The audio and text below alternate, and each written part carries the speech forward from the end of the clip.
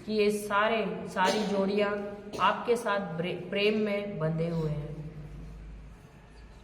और प्रभु इनके सारे योजनाओं पर आपका हमेशा आशीष बना रहे।